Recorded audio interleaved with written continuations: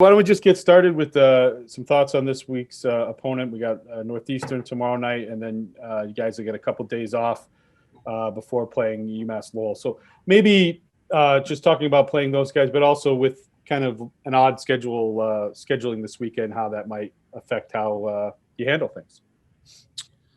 Sure.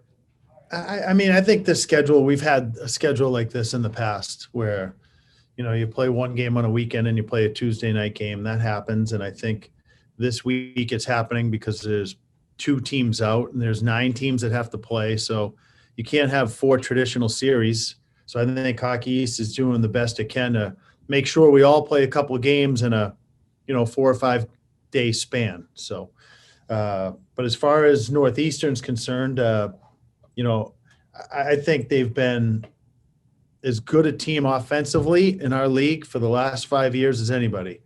Their power play is dynamic. They really have a great understanding of where their outs are on the power play and how to set you up for backdoor goals. So we're going to have to be really diligent, certainly with our penalty kill, and we can't take a lot of penalties, especially unnecessary penalties. I think that offensively, their transition game, having watched them play BC, who I think has a terrific transition game, they went right up and down the ice with them. So they're really have special offensive skill. There are a lot of guys that can hurt you. I think Solo's an excellent player. They have some really talented young freshmen in the Jacksons and Colangelo, and Jordan Harris is going to be in the conversation for best defenseman in the league. He's playing at a really, really high level. So we're going to have our hands full come Friday night. All right, let's start off with Dan Connolly. Go ahead, Dan. Coach, so I feel like we've talked a lot about the junior class this season, a lot about the freshmen, haven't talked a whole lot about the sophomores. How have you seen them develop both from last season and then throughout the course of this season as well, especially considering they make up most of the defensive core? Yeah, that's a great point. I think quite a bit. Defensively, I think what you've seen, Carter Berger and Jake Flynn are 2 power play guys for us. They're really excellent skaters, and they can push the pace offensively for us. So that's something that we consistently want to be doing, with our team.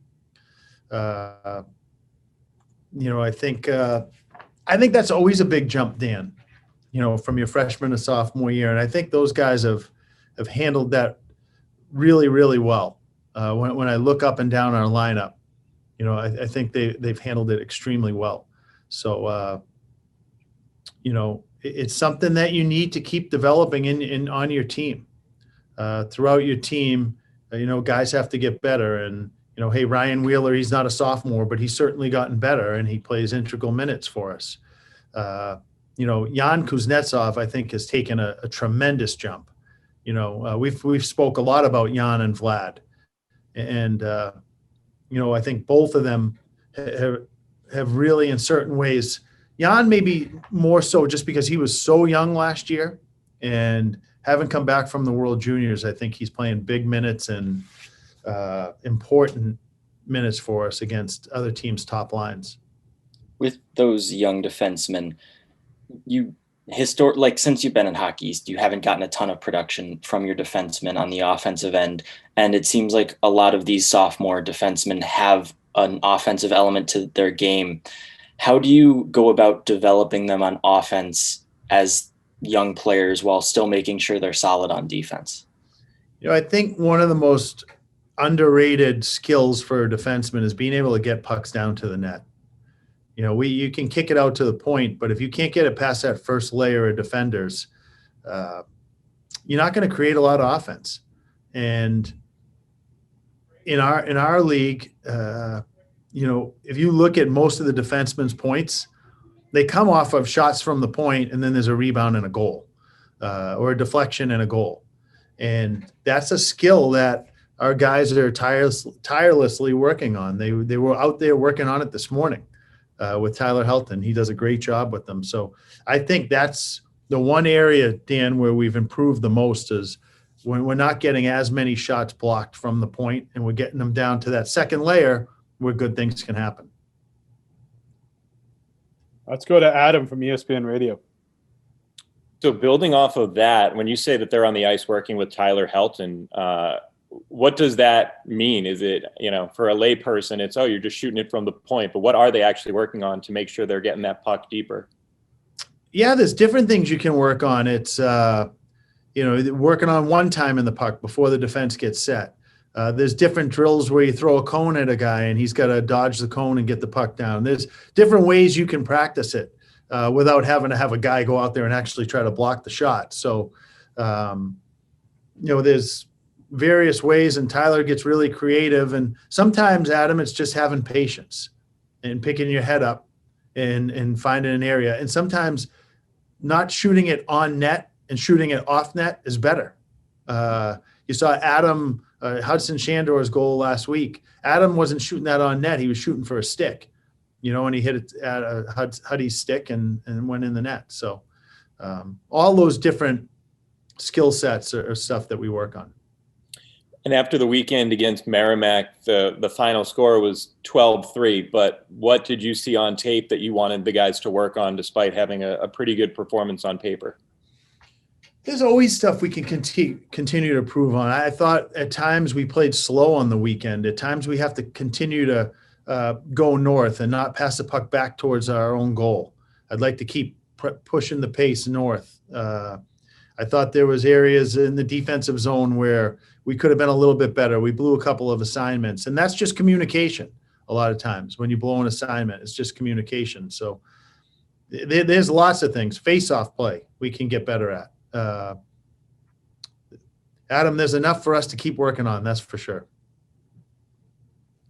All right, we'll go to Sean from the Hartford Courant.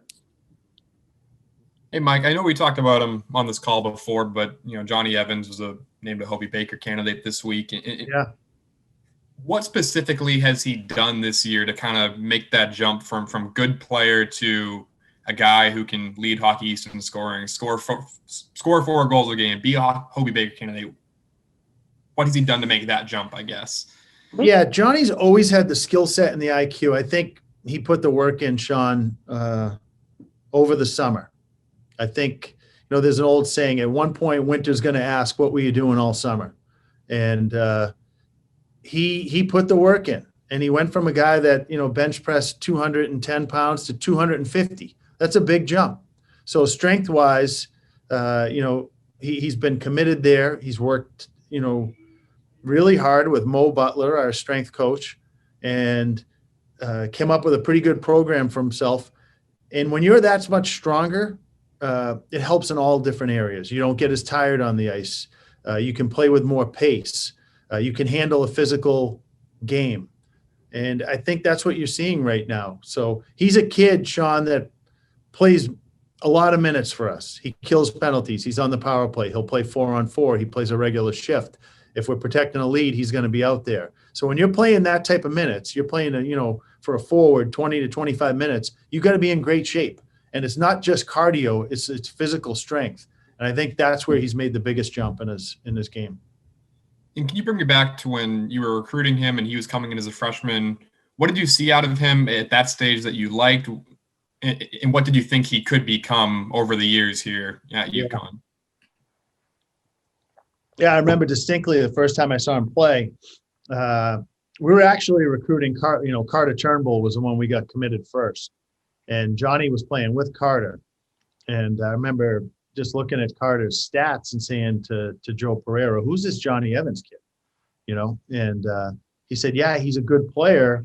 But at the time, Sean, like when they switched the NCAA rules for core classes, like the Canadian kids weren't really used to that. So he didn't have enough core classes. He was a good student. So he had to take a year of online college and then transfer in. So it was a different path to college for him. So that's why he really hadn't been recruited. So Joe went out and watched him play and said, hey, he's a pretty good player. And I went out and watched him play, and immediately I saw him in a playoff game against Carter Berger. In fact, it was Powell River versus Victoria. I remember I had a 6 o'clock flight in the morning, so I had to get up at 4. And wouldn't you know, the game goes to triple overtime, so I'm there till midnight in the rink watching them. And it was a game 7, but he reminded me a lot of Brian Gibbons, a player that I coached at BC, just with his how electric he was offensively, and just had an impact on the game in so many different areas in all 3 zones. So that was the first time I saw him play, but I'm glad we got him. That's for sure. Thanks, Mike.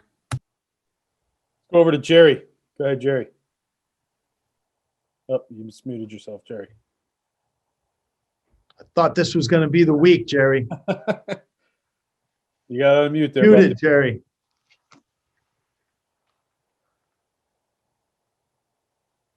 There you go. Okay, how's that? Yep. Yep, you got it. Okay, good. All right. Good morning, Coach. Yes. Good morning. One thing that you can see dovetailing off of Dan's question is about the growth of your freshman class. Have they really arrived a lot earlier than you expected? I think what really helps them, Jerry, is, in some ways, yes, but I think what really helps them, and I've alluded to this a little bit, is that they weren't expected to come in and be on our first power play. They weren't expected to come in and play the type of minutes that Yakum and Johnny Evans play. We could gradually bring them into the program this year. And I think that really helps a freshman when they're not saddled with having to be the guy freshman year. That's a lot of pressure. And that's a lot of, especially when you're getting used to a new school and curriculum and everything else that a freshman has to get used to. So we've been able to bring them along slowly and gradually work them in. And now I think you're seeing they're feeling pretty confident. And it also speaks volumes to our upperclassmen, how they've accepted them and helped develop them as well and worked with them. It's a part of the program that I think for a long time, and hey, I remember hearing Zdeno Chara say it, that there are no rookies on this team. You're a member of the team, regardless whether you're first year or whether it's 10th year, you're not a rookie. It's, you're expected to contribute, and that's how you're going to be treated. And I think we have that type of culture in our locker room, and I give a lot of credit to our upperclassmen for fostering that. So it makes it a lot easier to, I think, produce when you're accepted right away by the upperclassmen, and they're helping you right along in the process, as opposed to, having some type of,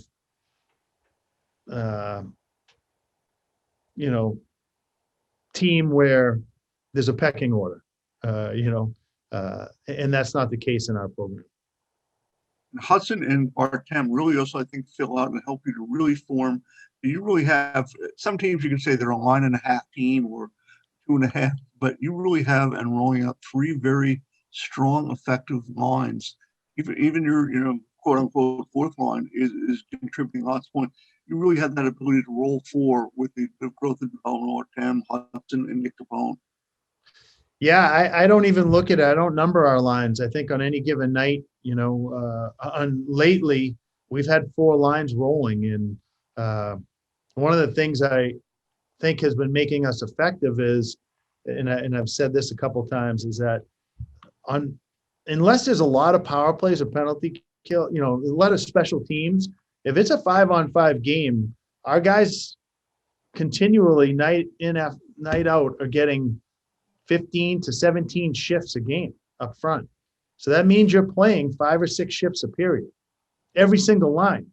And I think that just speaks to the depth we have in the program. Last question is just about Johnny Evans. You've had a chance at BC. You've seen Hobie Baker candidates and people involved, because that was kind of expected within the program. Tell us from the perspective of being the coach with this program, having a person be able to be placed in nomination with 50 other college hockey players for the top prize in college hockey, what that really means where you're taking it. I think it means he's having a good year and he's got great teammates. I think there's some other guys that could probably be in that 50. So, it's great. It's fantastic. And I'm glad he's one of the 50. But, I tell the guys this all the time. They don't have 20-year reunions for the Hobie Baker Award winner. All right. They have 20-year reunions for teams that win championships. So that's kind of where our focus stays right now. Oh, thanks very much, Coach. Okay, we can go back to Dan. Go ahead, Dan.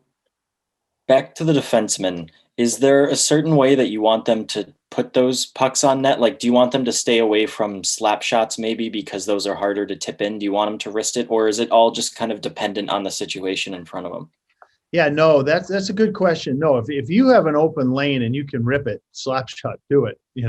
Our guys have got to be good enough to tip those. So, and they do that all the time in practice. I think the biggest thing, Dan, is reading the defender coming out to you. If he's lined up pretty well and he's taken away your avenue to the net, then you got to shoot off net and find a stick.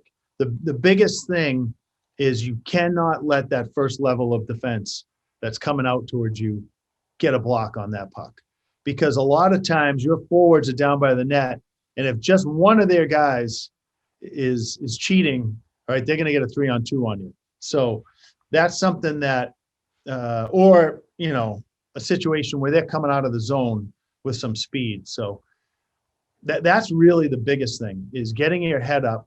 I don't really care what type of shot it is. Every situation presents itself differently. It's just making sure that we get it past that first layer of defense. How have you seen those players develop, specifically the sophomore defensemen, develop on the defensive end too? Because that's the most important part of being a defenseman, right? Yeah, for some, Torrey Krug, it's his offense that's most important. Some people, I think that's very valuable. If you have a defenseman that can create a lot of offense for you, that's certainly valuable. And if defensemen have the puck a lot, they don't have to play defense. So that's a different area. But I think they've developed pretty well. I think that, it's not just, a defenseman's never just one-on-one. I always think it's team defense. That's what's most important. And I think they've really grasped the concept of playing team defense, as well as our forwards. If you leave your defenseman just to play one-on-ones all the time, it's going to be hard. So you have to have team and help defense. You see it in basketball all the time. There's a guy that'll close and there's help defense. And that's type of stuff that I think collectively as a team, that's more important than maybe just individual one-on-one defense. It's not putting Darrell Revis out there and just say, shut him down. That's not really how hockey works. And then besides Roman being out, where are you guys health-wise going into these two games? Yeah, going into practice today, I would say that we're relatively healthy. Coach, before we let you go, in addition to Johnny being Hobie Baker, we had Tomas be named to the Mike Richter Award list this week. Yeah. I know we talked a lot about him a lot this year, but actually in the last few weeks with so much offensive production, it's kind of, we haven't talked about him as much. But tying into this, talk about the defensive development, he's got to play a big role in that as well, with how solid he's been for you this year, and just now the experience being in his third year to be named to that list. Just your thoughts. It is. I'd rather keep talking about the offense though, Bill. I think that's what everybody wants to see. No, Tomas has worked really, really well. I've said all along, he's gone from relying on his athleticism to being more cerebral and efficient as a goaltender. And I think that's the biggest improvement he's made in his game, where he's not giving up as many rebounds as he did earlier in his career. I don't think he really cared about the rebound as much because he felt athletically I can get there if there's a rebound. And now he's spending more time focusing on smothering that first shot, but putting it in a place where I don't have to worry about making that second save. So I think that's where he's made the biggest adjustment, but he's just grown as a goaltender. I think he's just keeps getting better, and he's committed. His work ethic is fantastic. He's a great team guy. So I was really happy he was nominated for that award as well. All right, Jerry, you get the last one for today. Go ahead, buddy. Okay, thanks very much. That's actually part of it was about Thomas. The biggest thing too I've also noticed about Coach is his lateral movement has been excellent this season. His ability to get across and make it so difficult for those opposing forwards when they think they have a goal, he's right. He just manages to get that big frame right over there. I think that's been an area that in his glove hand, which you mentioned earlier in the season he worked on, has really radically improved. Yeah, I would agree with you, Jerry. I think it has, and that was an area that he continues to work with our goaltending coach, Vince Stiletti, with. Working on that T push across, and again, an efficient movement. So he gets there and he's set before the shot comes. And when you're set before the shot comes, it's a lot easier to make saves. It's when you're sliding into saves that you can get yourself into trouble. So he's worked really hard at it.